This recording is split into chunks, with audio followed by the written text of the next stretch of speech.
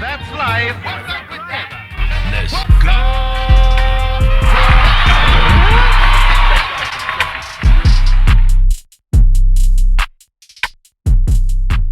Welcome back, guys. Welcome to another episode 53. Today I've got Tommy Katona with me, absolute Texas legend. If you're from around Dallas, you already know. Tommy plays in Texas Flood, Stevie Ray Vaughan cover band. The first time I saw you was about maybe 2009, and I've just been impressed ever since, man. So it's an honor to have you here. Thanks for coming. I appreciate your time. Well, thank you so much for having me. Absolutely, man. It's an honor. Can you kind of talk about the band a little bit, how that came about, and maybe a recent show you had you can talk about? Yeah, so I guess the most recent show, let's see, let me think about it. Oh yeah, we played at Rock and Bruce and Colony. Okay. But yeah, we play all over the place, man. We play, we usually average about around 180 shows a year. So that's a lot. Yeah. You're playing like every other night then? It seems like it. Yeah. Sometimes, we have double headers or triple headers. We even done that a few times. Yeah. When we had 3 shows in one day, we managed to do that. I've only done 2 shows in one day, and that was hectic. It is hectic. Yeah. And sometimes it's like 2 or 3 shows in one day at different locations. Yeah, and you're moving all that equipment with you, setting up, sound check. Yeah, everything. That's a lot. Everything. Well, we got figured it out, in 14 years. Yeah, you get a system together. Yeah, oh yeah. We're trying to be as efficient as possible and quick. So we, whenever we pull up at a venue, usually, if we have to set up PA system and everything and merchandise, we usually get everything done in about half an hour. That's not bad. Maybe less. Yeah. So you've got it down to a science. Yeah. So how does it? 14 years? It's a long time. Sure. How did the band come about? I mean, where did all you guys meet? So I was born and raised in Hungary. Okay. And I moved here in 2007, and only about a few months after I got together with Steve Buckner. Mm-hmm. He's the manager of the band and also the bass player. And so Steve and I started playing together in early 2008, which was a band called Voodoo Blue at the time, which was a Stevie Ray Vaughan tribute band that he started like way back. Over 20 years ago. I saw Voodoo Blue before, a long time ago. That's very possible. Yeah, because I've got a sticker, a Voodoo Blue Yeah. sticker. Oh, you still got it? Yeah, it's an old one, but it's a big long one like That's this. awesome. Yeah. With the skull? Yes. Yeah. That's awesome. Yeah, so that was Voodoo Blue, and then after a few years, I'm trying to think, it was maybe 2011, maybe 2012, when we just kind of got tired of all the different questions from different people, like what happened to this member of the band and that member, because it was a completely different band before me. Okay. And even before Travis Montoya is the drummer, right? Mm-hmm. So it was the band went through a lot of different transformations, and so back in 2010, November was when Travis and Steve were already together, and I ventured off for like a year and a half with a different band, and then 2010 November was when we got together, and we have the same lineup ever since. Awesome. So was the intent always to be a Stevie Ray cover band? Were y'all another band at any time? Did y'all ever play any other music? Or? So, I grew up listening to Stevie, and I was trying to learn as much as I could from him. Still am learning, I never stop. Yeah. And so it just came at the right time, at the right place with the right people. You know what I'm saying? And so it was very fortunate that I jumped in the Stevie Ray Vaughan tribute band, because that's really what I kind of specialized, to play Stevie's music, with the vocals and all that stuff. I've worked on decades on this. I mean, you sound really close, dude. Like, really close. And when you see you on stage, I mean, you got the look, the voice, and it's very eerily similar. Well, thank you.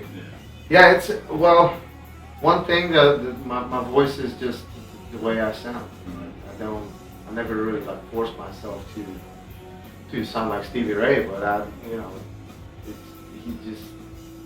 affected me so much that I don't know how I just kind of somehow got it, I guess. With, of course, in so many years of practice. Playing it so much, Yeah, kind of rubs off on you a little bit, right? Yeah. But answering your question, we started as the Stevie tribute band. We still have the Stevie show. So we travel sometimes out of state, all over the country now, with the Stevie show. But on the side, and meanwhile, when we're playing local shows, a lot of times, we play a lot of, well, sometimes a mix of different songs. We have Stevie songs in it. Okay. But not always just Stevie. I mean, we know pretty much the full, right? Yeah. Except for only a couple of songs that we don't really play. How do you go about picking that set list? Do you pick it when you get to the venue, or? Well, so a lot of times when we play, we still play at some bar shows, some festivals, but some shows are a little bit more loose than others, and a lot of times we don't even make a set list. We just kind of, all right, let's do the power set. That's cool. I like that. So we don't have to think about it, and the power set is in our heads, from all those years of playing the same thing. So I'm kind of like, okay, let's play these 3 or 4 songs first, and then we'll figure it out. So we just kind of call them out. But some shows can be a little bit more structured, so that's when we actually make a set list. Yeah. Of course. That's interesting to me. Mm-hmm. Yeah. But we don't always need a set list. Yeah. Eddie Vedder from Pearl Jam was always famous for that. He wouldn't make a set list. Right. He would just wing it. Yeah, exactly. And the beauty about this whole thing is our shows are so different every time. Like, you don't see the same show twice ever. Every time I've seen you, it's been completely different. Right? Yeah. We're trying to just spice it up or play something different, or play songs a little bit different way. And I improv, most of the time. If it's not like a structured, familiar solo that I have to learn, I'm playing a lot of just freestyle. That's cool. Which is the blues is all about that. That's what I was about to say. That's the basis of blues. Yeah, it's like a big canvas. Yeah. You have the freedom to paint whatever you feel like. Absolutely. So Stevie Ray had like a really a style that was like contributing to his overall image, And I noticed like you have a lot of the same kind of pieces he does. I noticed you got the necklace, and you'll have the same hat. Where do you find all this stuff? Well, I did a lot of research on a lot of things. I mean, I've become obsessed with Stevie, and it's not just his music, but his life. The man himself. I really wanted to dig in and deeper. I mean, as deep as possible. Right. And I was trying to learn everything about him. So, I mean, obviously, I found the Stevie hat. I bought the Stevie hat from the same place, Texas Hatters, down in Lockhart, Texas. So you went to the same place he went to? Yeah. Okay. And actually, it's kind of cool that they still have a big shoe shine at the store, which Stevie used to sit on when he was very young, and he didn't have any money to pay for his hat. Yeah. So I heard the story that his mom found out that he didn't have any money, and he ordered a hat from them, and she tried to cancel the order, and then they said, hey, that's okay, he can come in with his guitar and get up on that shoe shine, play some for tips, That's so cool. he can pay for his hat. So that's what he did. That's what he cool told me. story. So I got to sit on the shoe shine. Yeah. When I was at there. the same place. Yeah, super sweet people. That's awesome. Yeah. What's like one of the challenging songs for you to play? Challenging? Yeah. Oh, well, I mean, Stevie's music is not easy. At all. Right. At Yeah. all. I mean, a lot of things, they're not so much challenging anymore. After all these years of playing, but I mean, obviously, a lot of the fast stuff. So like Scuttlebutt. Is Scuttlebutt. that still a challenge for you? It's not. It's actually one of my all-time favorite songs. Is it just muscle memory now? It is. Yeah. It very much is. Mm-hmm. Because the riff itself is not really that hard. It's just the way he played it. A lot of pull-offs. Yeah. Yeah, slides and pull-ups. Mm-hmm. Yeah, so that's definitely a hard one. And then Rude Mood, it's nothing but, I mean, a metal player It's all right. could probably play it fairly easy. Mm-hmm. A skilled metal player, or somebody with like a shredder, because it's definitely fast. Do you play any other genres of music, like when you're in your spare time, like at home, and just?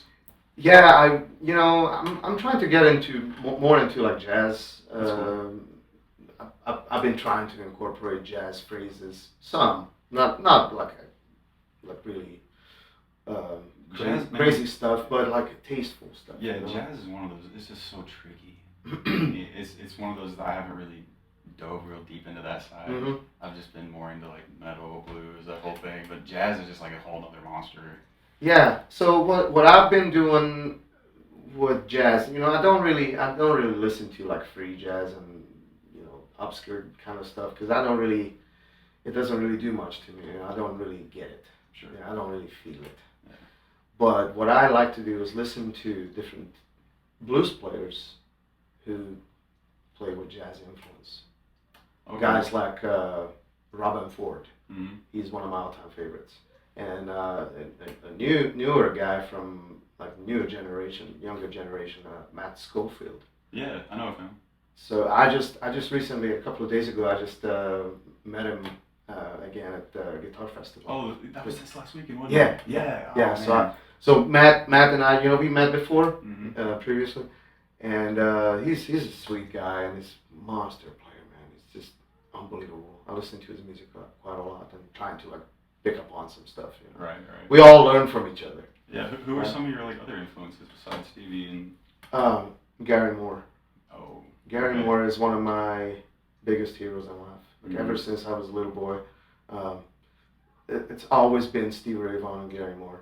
Didn't Kirk Hammett buy his guitar? Yeah, he did. Greenie? Yeah, Greenie. Yeah, he's got it, right? Yeah. That's Yeah. wild to me. That I love that it's still like in like the music history. It's still being played. It's Yeah, still being passed yeah, down it- band to band. It's pretty sweet that the guitar is still around and being played. Yeah. That's definitely a cool thing. But yeah, Gary, he really changed my life, just like Stevie did. Mm-hmm. And I got more involved with his music like fairly recently, like in the last, I want to say, about 6 years, and that's because I started playing the Hungarian Gary Moore memorial shows. Okay. So it's a yearly memorial thing, just like how we used to do the Stevie Ride, Uh-huh. And since Gary passed back in 2011, first show was in 2012. And actually the number one, and probably the only one, fan club is based in Hungary, Budapest, Hungary. I would have never guessed that. Yeah. That's crazy. So every year there's a lot of great musicians who play there, and we always invite sometimes part of his family. His daughter was there last time. Mm-hmm. His personal assistant, one of his best friends, was there. His brother Cliff, who's also an incredible player, and so I've been ever since 2018. I've been returning featured guest To do that every year. Every year. That's yeah. cool, man. I Yeah. like that. So I just recently played with Gary's old musicians, drummer, bass player, and keyboard player. Oh, that's cool. Yeah. That's gotta be a trip playing with this old band like that. When the guy behind the drums is the guy from Still Got the Blues, Yeah. and I'm like playing, and sometimes I'm glancing back. I mean, it was just surreal. Have you had the chance to play Double Trouble? Only Tommy Shannon. Oh, that's still saying something though. That's Tommy awesome. Shannon, yeah, back in 2009, actually, the Wow. year when you saw me.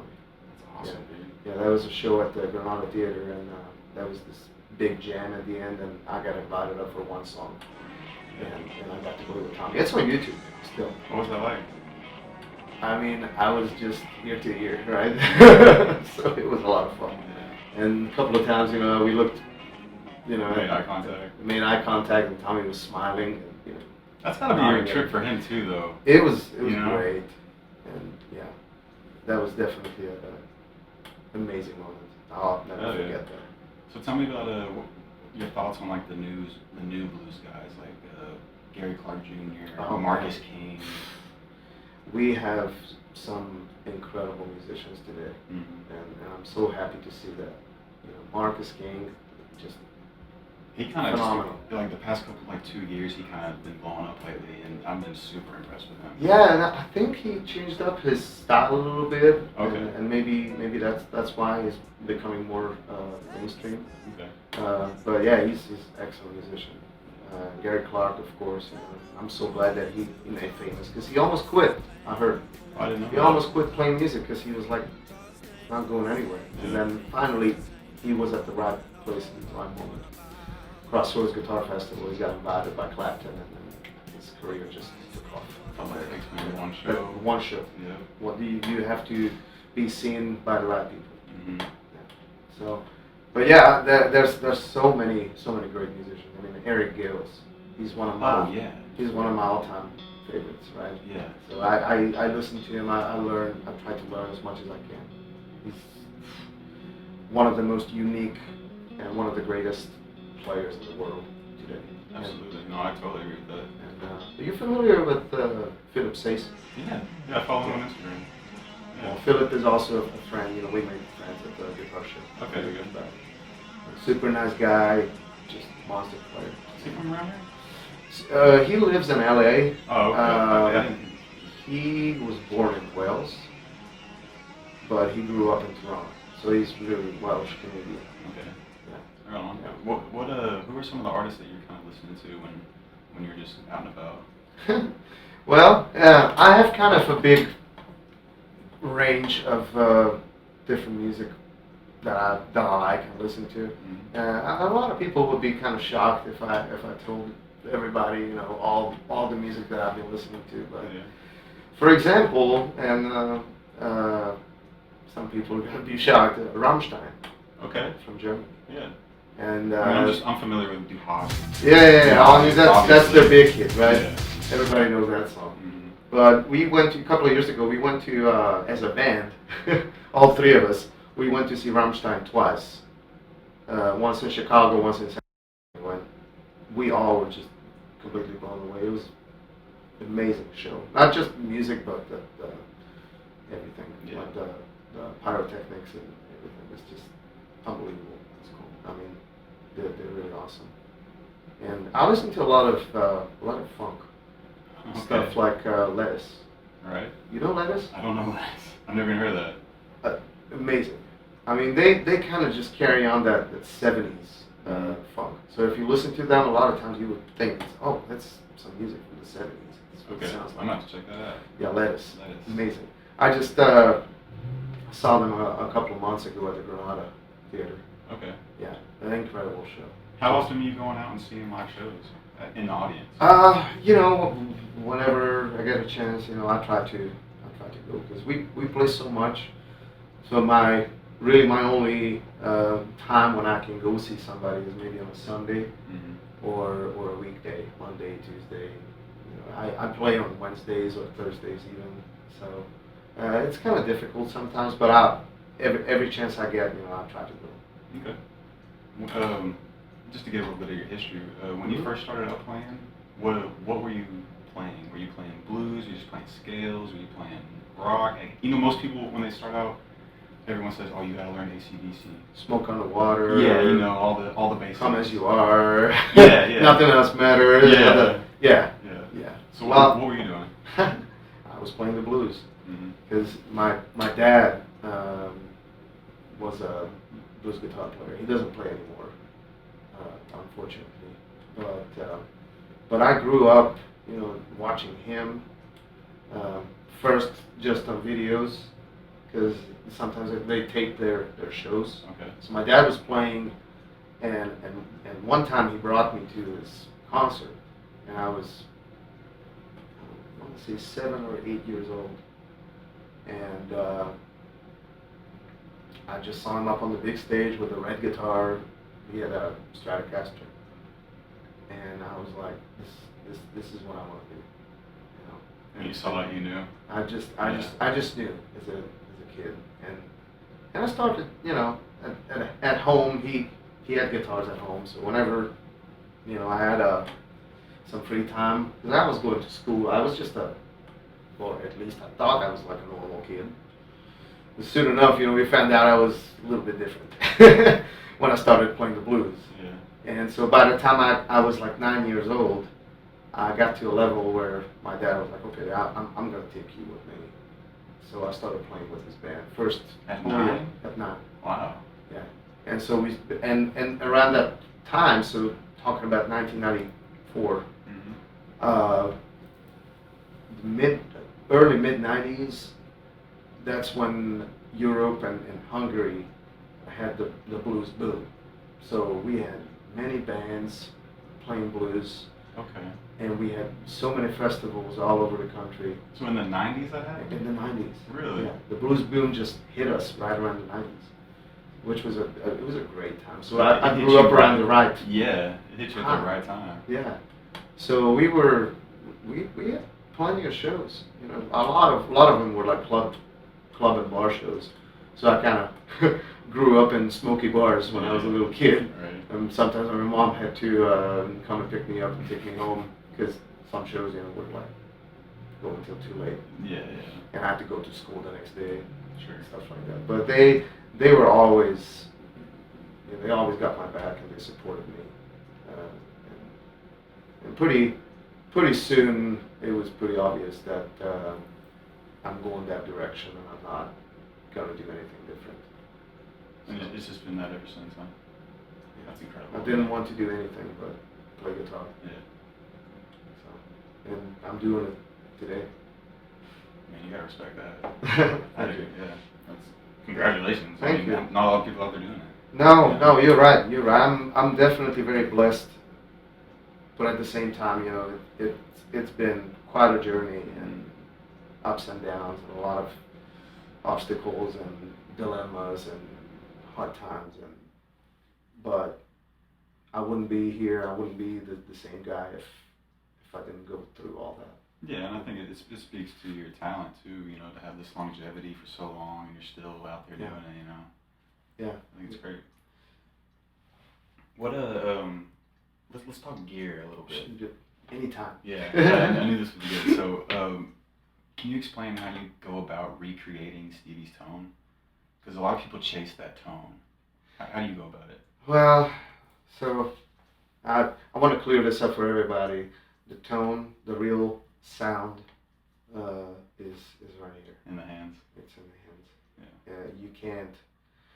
You can't get the sound, the tone out of a gear. I mean, that's all, you know, for tone quality, which is very important when we play. Because if the guitar sounds dead behind you, you know, you're not going to be able to roll those licks out easily. No, I think you're making a good point. There's a difference in tone quality and tone. Yeah.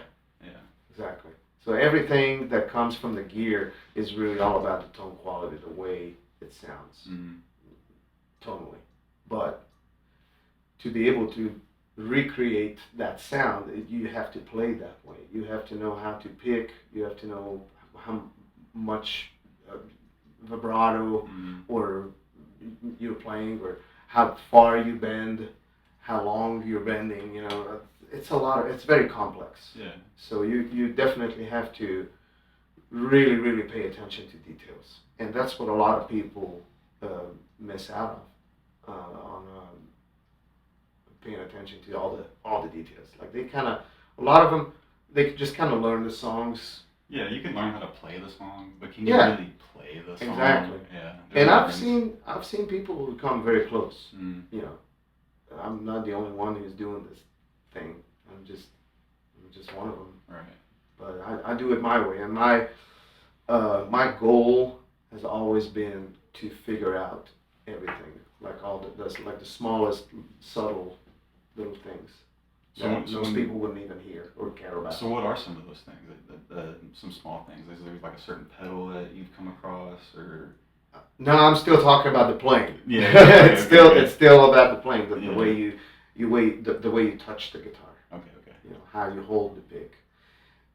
Stevie used a lot of finger not just the plastic. What do you think? Okay, let's the old rumor that he used to super glue his fingers. Yeah. You think that's true? Yeah. Because there's a story that he would put super glue on his fingertips because they were so worn down. He didn't have calluses anymore. Yeah. That used to trip me out. Mm-hmm. Yeah, he really did that. I mean, I heard the same thing from Rene Martinez, his guitar tech. Yeah. Because I hung out with Rene a couple of times, and he knows a lot of stuff. he told me some cool stories. Oh, but he's got stories for days. Oh, and he will talk to you about them. Really? Yeah. If you get to hang out with Rene, he will definitely tell you some things. You don't even have to ask. Yeah, I bet he loves talking gear. Oh yeah. That's what he does. Oh yeah. You know? I mean, yeah. Of course. But yeah, I mean, as far as gear, you know, you can have the simplest things to get a good tone that sounds kind of like Stevie. Of course, it's not going to be, you know, you're not going to get a Dumble sound without a Dumble or something like a Dumble clone like that. So I'm talking about like a Fender amp, a tube Fender amp. Could be a super reverb, could be a deluxe reverb, could be a Princeton reverb. Mm-hmm. They all have very similar character. They just sound a little different because of the size of the cabinet and the power. Mm-hmm. But sometimes you can use a modeling amp and dial it in if it's good. So like at home, I'm using a Vox VT20 Plus, which is the Valvetronics. It's small. It's like a 20 watt little solid state, but it's got a little tube, a preamp tube in it, 12AX7. That's interesting. And it's a solid state with a tube in it? Well, the whole thing with solid state is just the drive. Oh, okay. So any type of drive, you know, when you crank the gain, and it's got an attenuator, so you can roll it back, down, you can crank it, and you can still be like a bedroom volume with a good tone. Reverb, everything, all the effects that you want. It's really pretty cool. And I could almost play a show with that with a microphone in front of it. I mean, I know of people who use the Roland Microcube. That's the little amp that I just brought here. That they just mic'd it, and I do see a lot of people doing that. It's got a great tone. Yeah. You know, I have a good friend in Hungary. His name is Tom Petendi. He's a phenomenal player, but he's using, you know, Marshall stacks on stage. Mm-hmm. But he does home videos sometimes, you know, with a phone, and he's using a little Microcube Roland. I mean, why carry the half stack if you don't have to? Exactly. You know? And you know, a lot of times people are like, "What are you using?" Roland Microcube. What? Because it doesn't sound like it. You know, on the recording. What you were playing earlier, I mean, that sounded nice coming through the whole thing. Yeah. I mean, you wouldn't assume that you're just plugged into the amp, straight into it, you know? Yeah. If I didn't tell anybody what I'm using, you know, they would probably think that it's whatever tube amp, Fender amp. It's just got good tone. So you can use some very, very simple things, and a lot of people, a lot of players might be familiar with Anderton's channel from the UK, and they do a lot of like, let's build a rig tone on a budget. And tone on a budget. Yeah. So let's try to sound like whoever, you know, and they put everything together and on a budget, and sometimes they just sound fine. I think it's funny, like all guitar players all follow like the same accounts. We all follow Andertons, we all follow Rick Beato, we all, you know what I'm saying? Like, I love Rick Beato. He's the best. He's so good. He's so good. Yeah. All his interviews are like, very, very informative. Yeah. Really cool. Like I can hear some really cool stories. I heard some really cool, interesting facts that I never knew. Yeah. He had Steve Vai on. Yeah. That was. Y'all check that out. That's a good show. Yeah. Yeah. But tell me about some of the gear you're using. I'm really interested to know like what amp you're using live or what pedals you're using. Okay. So for the last 2 years, I've been using a very rare amp that I was very fortunate to find and buy. It's a Soldano SL100 but not the standard edition. It's a limited run Okay. that was released about 10 years ago, and they only made 13. Mike Sodano made only 13. You got one of them? Nice. Yeah, it's a different kind of animal because it's got a mod, which you put in for Stevie. Oh, okay. 'Cause, I So you don't got know. your own Stevie preset in it? Yeah, That's cool. yeah. So that amp is the reissue Mhm. of the Soldano SL100 that Mike built for Stevie. It was maybe a couple of months before he died. Okay. So Stevie didn't even have a chance to use it, Yeah. really use it. But I heard rumors that he actually used it at Alpine Valley at the last show. That's cool. That's what I heard. I don't know if it's true or not. But basically you wanted an amp, one amp that does everything. So it's got the normal, cleans, big fat bottom end, Mhm. like a Dumble, and it's got an overdrive channel with great gain. So it's basically just a very versatile amp that does everything. So he really created a beast. Oh, okay. So when you're on the regular SL100, it just Mhm. sounds like all of them, right? It's amazing. But when you hit that little switch, it's a toggle switch on the front, unmarked. If you just hit that, the amp just pops loudly, and after that it just starts sounding like a Dumble to me. It's like really, really fat, really, really deep, and it's got a depth knob. It's got a bass setting, but it's got a depth knob, Yeah. so you can make it even bigger. So it's pretty cool. So that's my main amp that I use for most of the time with a 212 cap. Yeah. that What I about put together. what about like a tube screamer or anything? You using one of those? I do have a tube screamer at home, an old TS10. Mhm. That's the one that everybody wants now Yeah. because of John Mayer. And that was Stevie's that John started using. He got it from Renee. I didn't know that. Yeah, and that's why they jacked up the price of the TS10 because of John Mayer. John started using it. He was like, "Oh, that's great. I'm gonna use this. This is the best pedal." So that's what happens on Reverb. Yeah. What do you think about John Mayer's Silver Sky? Have you seen Oh, it? it's a pretty sweet It guitar. looks just like a Strat. I mean, it's It's a like a Paul- resculpted. It's a Paul Reed Smith that they made a It is. Strat. Yeah, That's yeah. what it is. That's exactly what it is. Yeah. They knew what they were doing. Yeah. Of course, obviously. Yeah. Immediately when I saw it, I was like, that's a Strat. Yeah. Like, they're just doing that for him because he likes to Oh, play yeah. Strats. Yeah, absolutely. I mean, he's definitely a Strat guy. I mean, he plays all kinds of guitars, but his favorite one is a Strat, Mhm. always. So yeah. Oh, he was a big fan of Stevie too. Oh yeah, massive, Yeah. huge fan. Yeah. In the '90s, there was a lot of kids back then, who came out under Stevie's wings, Mhm.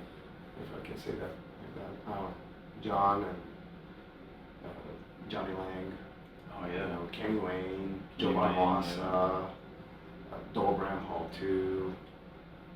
I mean, it's just a few, the big names. Yeah. They started right around there. Bonham Moss is another one with a cool little channel too. Have you seen his channel where he's always displaying like rare guitars? And he's got a V collection.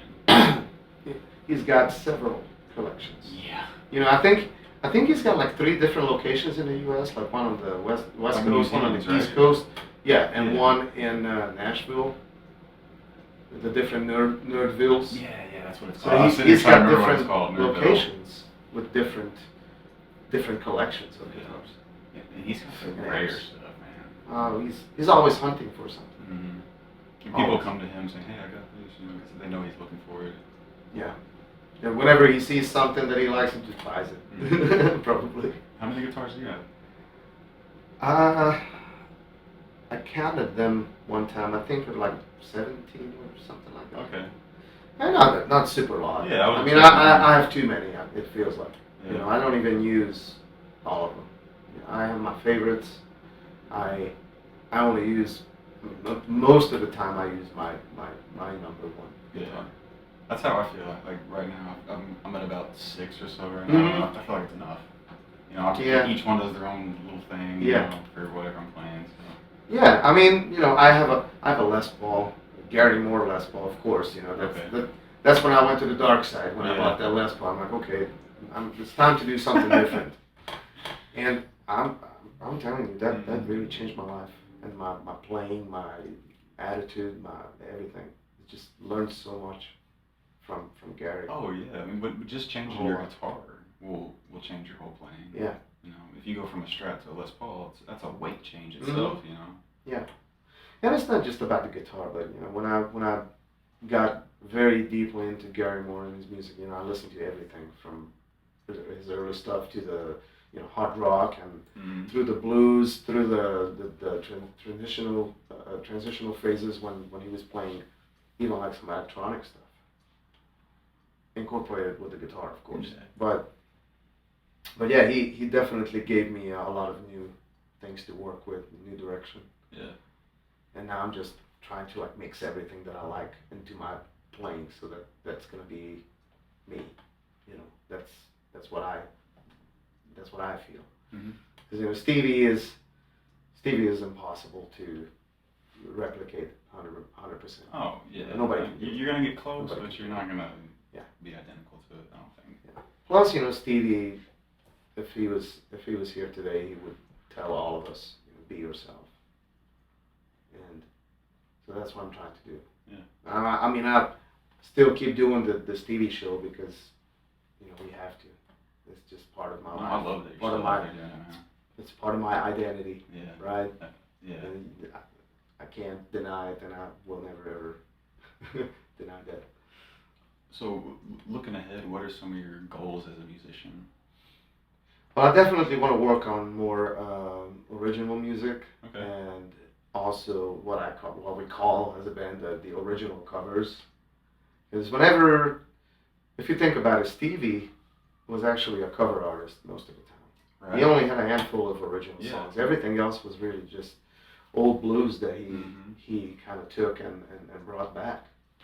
You know, most people don't even know that Texas Flood is not even a Stevie Ray Vaughan song. Right. And Cold Shot is not even his song, right? So it's like, it's pretty cool when I explain that to people and they're like, oh really? Look at Little Sister is not a Stevie song?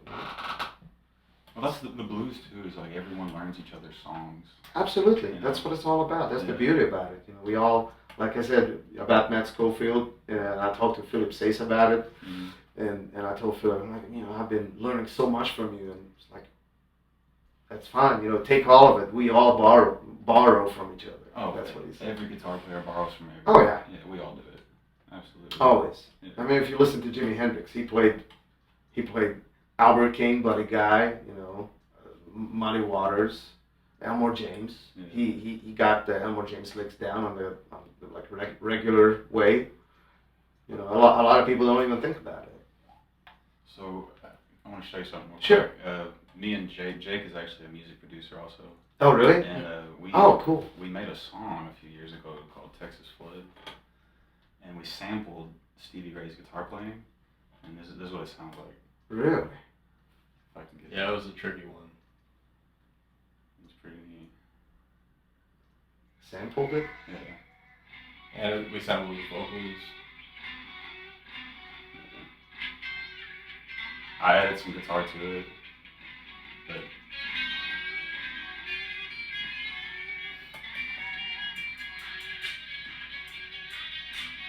let me get to it. I want to show you the part. Where is it? Where is it?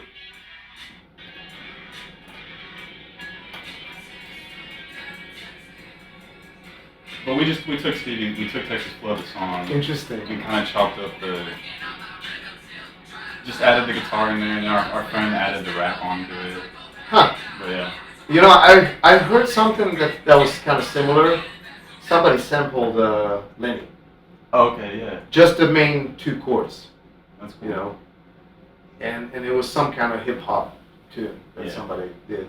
I think there's a website, who sampled it or something like that, where you can look it up by artist Right. and just find all the samples that they did in several different songs. Albert King was sampled in what was that early '90s hip hop group. Which one? Yeah, exactly. Not Wu-Tang Clan. Trying to think, but it was a rap song, and if you heard it, you would know which one I'm talking about. Okay. It was pretty famous back then, and it was Albert King bending that first note in the solo of "Oh Pretty Woman." Okay. And he just right there. Just like just that. Yeah, and they sampled And that. the whole song is built around that little sample. That's cool. I just think it's cool, man. I think a lot of people, you know, because it gets it out to another generation of people. You know, they might not have heard Stevie or something like that, and they're like, oh, what's that sample on there? What's that Yeah. sample? You know, it gets them talking about it. Yeah. I think it's pretty neat. It is. I mean, that's how we can carry it on. Yeah, keep it going, right? You know? Yeah. Yeah, definitely. Because we need the newer generation to discover this music. Yeah. Definitely. You And they do. ever built a guitar? Mhm. Oh, Yeah, I built several actually. I built some guitars for myself, Mhm. but I also built guitars for friends and some of my students actually. Oh, nice. So, So- all the wiring and everything? Everything. Oh, that's Yeah. see, that's the part I haven't got into. Like, I can like change out all the stuff on there, Mhm. you know, restring it and all that. But Yeah. all the wiring and stuff, the electrical part, I haven't really got into that. It's so much fun for me. Yeah. Yeah. So I love to solder ever since I was a little kid. Yeah. What happened was that I just started messing with my dad's soldering iron. And one day I created a little stick figure with a guitar out of the solder itself, the solder wire. Mhm. So I just put a little stick figure together with a soldering iron, showed it to my dad, and my dad was like, wow, that's pretty neat. That's pretty talented, actually. Yeah. So I just started doing it more and more, and first I was like trying to switch out the pot guitar. It's only a couple of little soldering, and then I switched out pickups, and I ended up like rebuilding the whole thing. So it's so much fun to just wire up a pickguard. Yeah. So I did it many times for a couple of my friends too. You know, they wanted like a custom whatever. Right. You know, using the best parts and the pickups of their choice. Mhm. You know, I just built it.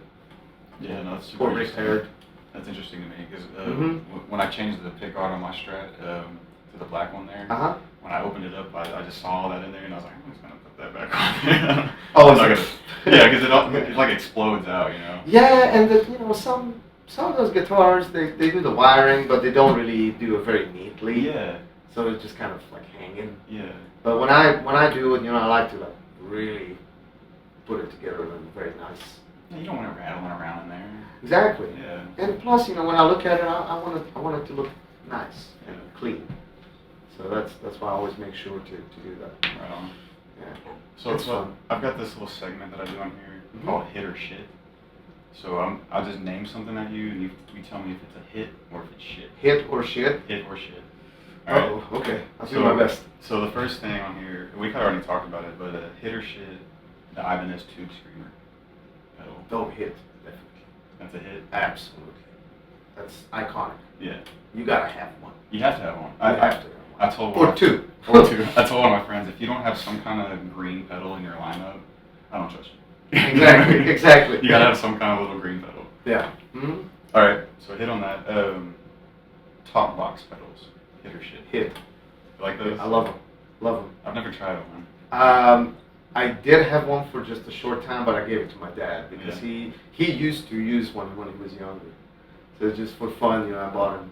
They're cool. They're cool for what they are. They are cool. Yeah. They are cool. And I mean, if you like, you know, Frampton or Richie Sambora, Mm-hmm. you know, you can definitely use that. All right. All right. It's fun. So hit or shit, hollow body guitars. Yeah. Absolutely. Yeah. I mean, it's a different kind of animal. But I mean, if you're a blues player and if you're a fan of E.B. King, Freddie King, you know, very important. Otis Rush, oh my God. I mean, a lot of blues players, but, you know, the Gibson G35, Yeah. 345s. I love them, and I have a Lucille Gibson, so they're phenomenal. All right. How about 12-string guitars? Hitter shit. Hit, absolutely. Yeah, Love I it. love a 12-string. Yeah. But, dude, the only reason I haven't bought one is I don't want to restring that sucker. Not too bad. It seems like a pain in the ass. It takes twice as long. Yeah, that's what I mean. It takes twice as long. But you don't have to do it very often. True. You True. know? But tuning that thing, yeah, good luck. I mean, Yeah. you gotta. I mean, it's not super hard, but you gotta get used to it. Mhm. Definitely, it takes some practice. But I mean, they sound beautiful. Oh, so good. Okay. Every time I think of a 12-string, the first thing that comes to mind is obviously Rude Mood, Stevie, his unplugged performance. Yeah, I and was you know thinking what? Last year, that guitar from the Unplugged was at the guitar show, Oh shit! and I played it. You played it? Hell yeah! Yeah, they took it out of the glass case, and I played a flat bottom drop on it. That's nice. And yeah, it was pretty awesome. But that was not even his guitar; it was a rental. Oh really? It was a rental guitar. Just for that set. Just for that, yeah, because it was in New York, Mhm. somewhere in Manhattan, and like 2 blocks down, there was a rental place. And that's where they rented it from. Oh shit. Same place where they rented Kurt Cobain's guitar for the Unplugged. Remember the one with the pickup and the yeah? That was auctioned off too. That guitar. Damn, I thought that's a pretty famous place now. That rental place? Oh yeah, Yeah. probably. I don't know if it's still there or not. You know. Yeah, you're probably right. Alright, so Yeah. hit on 12 strings. Mhm. How about hitter shit Gibson guitars? Oh yeah, absolutely. Hit. Yeah? Yeah. I own a couple, and gotta have a Gibson. I mean, I know if you're a Fender guy, yeah, I am too. You know, it's like Stratocaster forever. You know, it's my favorite guitar in the world. Yep. But you gotta have a Gibson for just for that sound. No, I agree. I mean, there's so many. I'm not gonna start counting all the famous players and blues players, especially who play Gibsons. Okay. So hitter shit Guitar Center.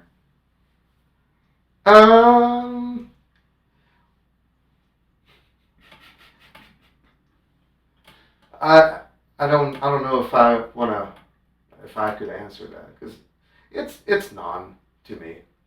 Neutral. I'm very neutral about Okay.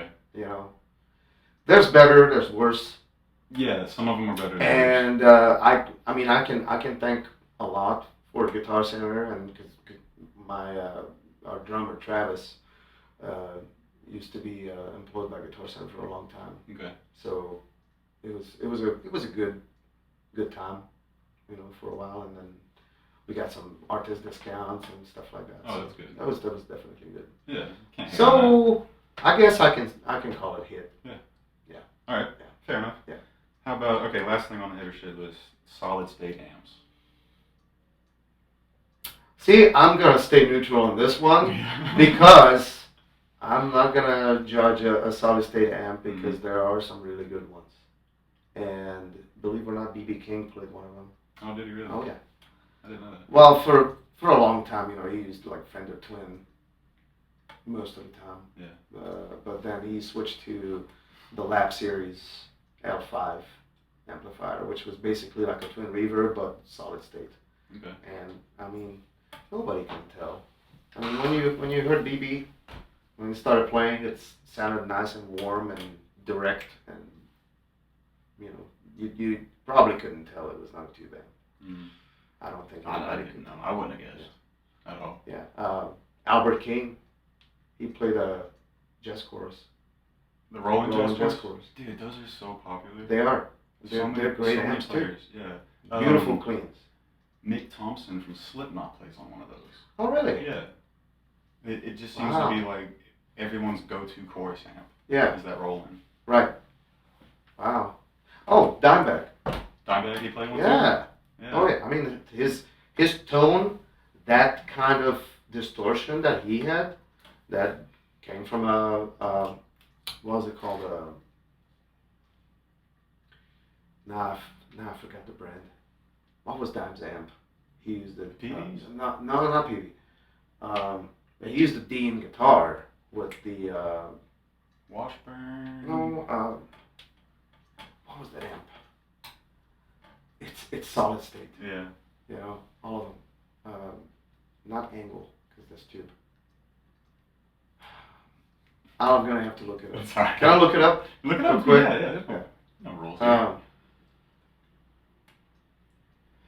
Let me see. Not Diesel. I'm trying to think myself. I can't think of what he was playing. Randall. Randall. Yeah, now that you say it, I'm like, duh. Randall. Yeah. Yeah. Yeah. So Randall amps did very solid state, Mm.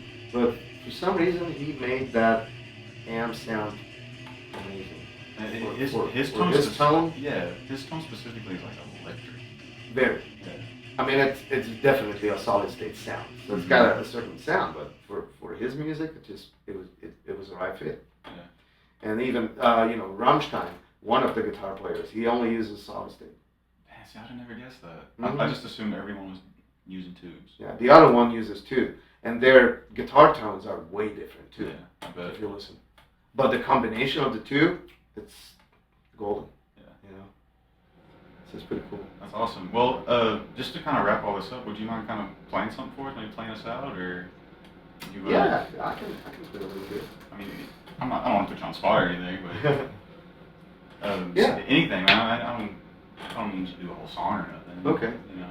Yeah. Now, anything that you would like to hear, or I mean, anything that you always wanted to, or wondered about, or Man, Texas Flood.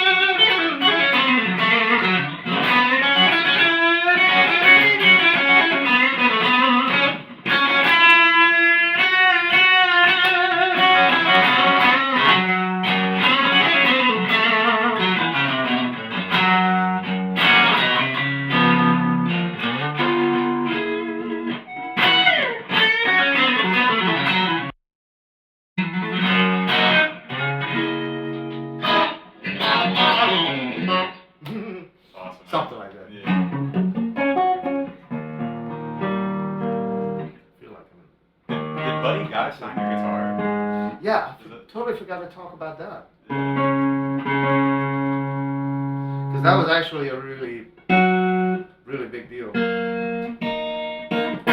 So I don't know how, or you can edit it, right? Yeah, tell me about it. Yeah, go ahead. Okay. So yeah, we were up in Chicago last year, Mhm. last August, and so we had a show at the Legends, Buddy's Club.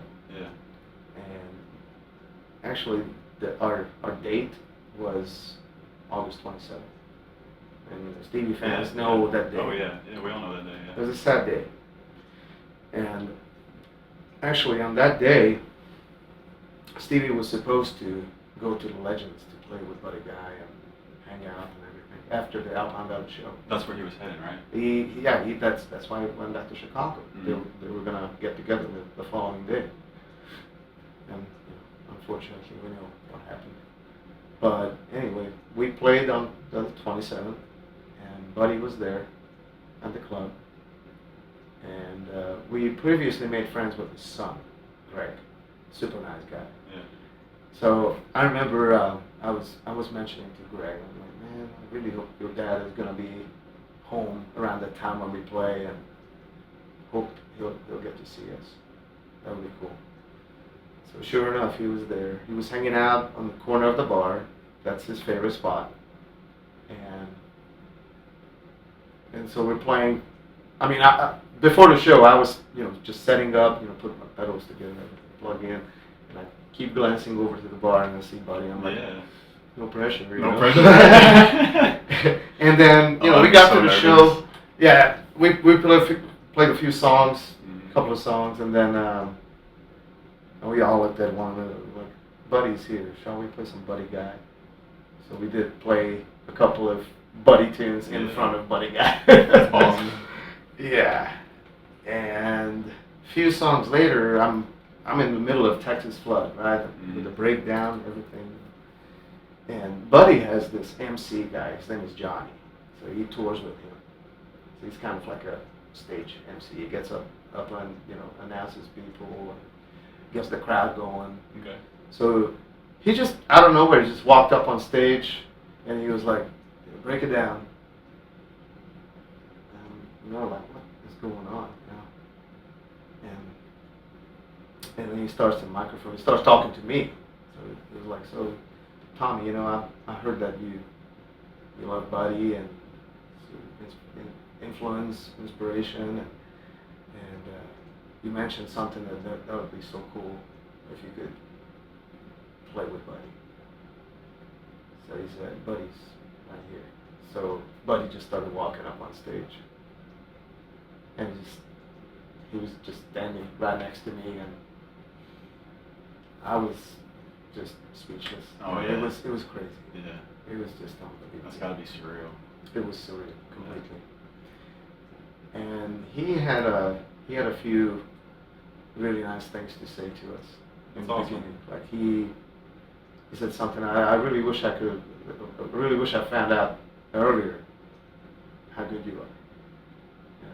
And looked at the pedals on the stage, and he was like, "Well, back then I didn't really need all this stuff when I was younger, but you sure remind me of myself when I was younger." I was like, you just melt right there. Frozen. I'm like, and then I started playing, solo, and purposely I started playing in the style of B.B. King, because B.B. was, his best friend, and then Buddy was like, "You sound like right now, right?" And I'm like, "Yes, sir." Trying to. So he loved it, and he was up there with us for like about good 20 minutes. That's cool. And just singing, working the crowd. He collected tips for us. He made the crowd to take the tip jar, and he collected tips. Nice. For us. Got your back. So, yeah, very much. Yeah. And oh my God, Buddy was just awesome. He's such a fun. I mean, what a moment, That'll be something you remember the rest of your life. Always. Yeah. I don't think a lot of people can say that he played with Buddy Guy. Yeah, you're not getting that opportunity every day. No. And yeah. So man, after that jam, I just walked off stage, turned into the corner, and I lost it. Yeah. I was like, this was just overwhelming goodness. It was unbelievable, That's incredible. And then Buddy went to the front door to take some pictures with people. He always does that. Whenever a band plays and he likes them, he sits in. That's what I heard. Okay. He likes to sit in, and then he's signing autographs, taking pictures, all that stuff. So I walked up with my guitar, and then he signed the headstock. I got you a little memory piece for Yeah. forever, this man. guitar has been just even more special. It's awesome. Ever since. Yeah. That's a Stevie Ray model, right? Yeah. Yeah. This one is this is my main one. My favorite Strat in the whole world. I mean, I got a #1 replica that I used to use all the time. I've seen you play that before. Still have it, and I still use it once in a while. But I mean, this guitar is my baby, and it's sentimental to me. I mean, I moved here to the U.S. with this guitar. I've had this for almost 20 years now, and we've been through everything. I know what it feels like. That's my baby. Yeah. Yeah. I'll have that one. Every other guitar could go, but that one will always be with me. Mm-hmm. It's special. Yeah, very. I know. And it's named after a late friend of mine, a really good friend of mine who actually gifted me this guitar cool. back in Hungary. So awesome. This thing is called Norbert. Yeah. Awesome. my favorite thing. So, man, just wrap this up. I wanna give you a Mhm. chance to just kind of tell people where they can find you. Yeah. You know, put your Instagram out there. Texas Flood. Everything. Yeah, we're on the social platforms. We have a YouTube channel, Texas Flood. I think it's Texas Flood TX actually. But if you look it up, Texas Flood with my name, just YouTube, or if you just Google us, you can find us. We have a website called TexasFlood.net, and Facebook page, Instagram, YouTube. I think that's pretty much it. We don't have any like different things.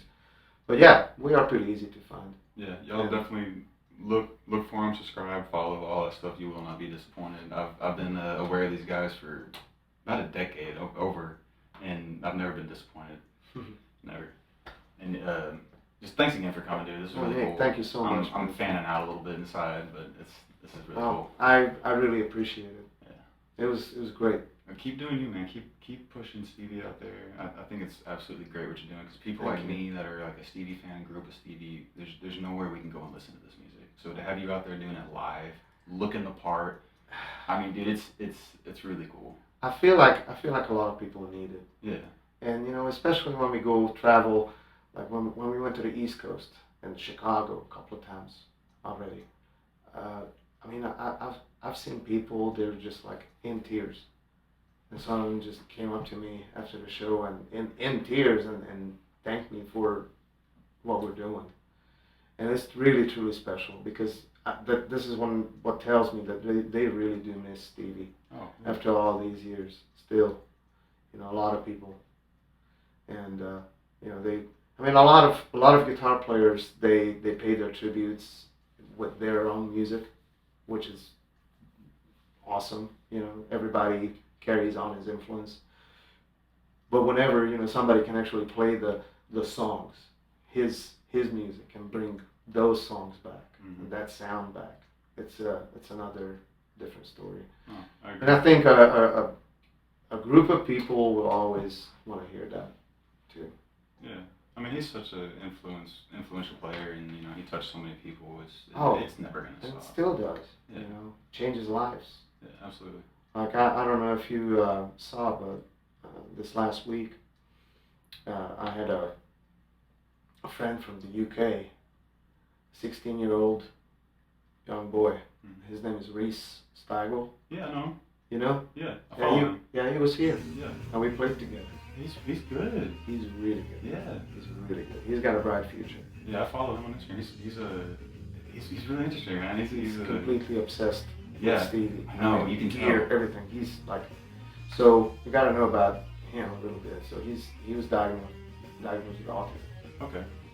He had troubles in school. He started homeschooling, and ever since then, he's been a really happy boy. He used to be very just confused and angry, and a lot of troubles. Yeah, he found himself. And he found himself. Yeah. When he picks up the guitar, that's his comfort zone. Mm-hmm. And that's very, very similar to me. Like when I was a kid, I was the happiest when I had my guitar in my hand. Yeah, it's your escape. My escape. Yeah, Exactly. me too. Yeah. For my feelings to express everything, it's amazing. So yeah, he's definitely on the right track, and he's been playing for 4 years. He's on this level. I didn't realize it was 4 years. Wow. And he was not bad 2 years ago either. Yeah. And he keeps getting better and better. Also, So- I mean, man, people like you, people like him, still out there pushing the scene. It's needed. So Absolutely. keep doing what you're doing, brother. We will. Yeah. We will. Everybody tuned in. Y'all be sure to follow Tommy, follow Texas Flood, and stay tuned. Y'all be you, we're gonna be us. Later. Thank you, guys.